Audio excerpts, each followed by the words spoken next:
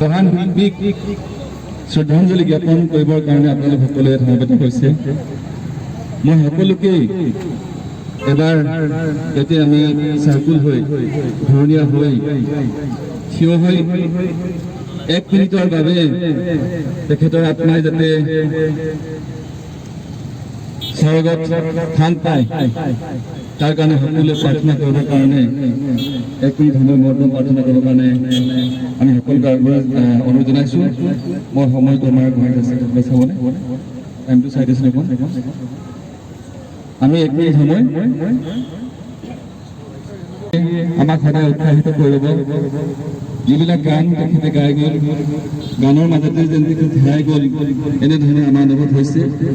আপোনালোকে জানে যে সাগৰতলীত সাগৰ মন যিটো গান, শেষত দেখোন তেখেতে সাগৰতলীতেই শেষ শয়ন তেখেতে গ্ৰহণ কৰিলে। আমি ভাবোঁ যিকেইটা গানৰ কথা তেখেতে কৈ গৈছিল তাৰ এটা গান যদি আপোনালোকে সকলোৱে একেলগে সমস্তৰে গাব পাৰে, আমাৰ লক্ষ্য আমাৰ মাজত আছে।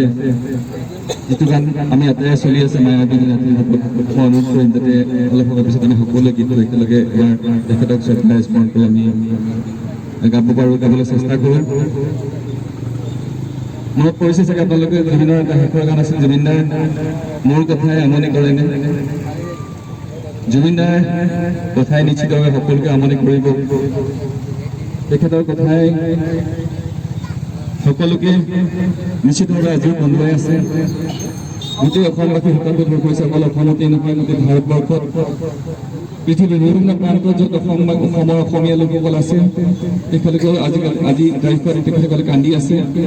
গতিকে এই শোকাকুল পৰিৱেশত আমি পুনৰবাৰ তেখেতক শ্ৰদ্ধা স্মৰণ কৰিছোঁ। আৰু তেওঁলোকক ৰাখি গৈছা আৰু যিসকলক ৰাখিব লাগিছিল তেওঁলোকক লৈ গৈছা। যে ভগৱান তোমাৰ বীজ গণিতৰ অৰ্কিক নিয়মটো ঘূৰাই লোৱা বুলি ক'বলৈ মন গৈছে। ভাগি পাইছোঁ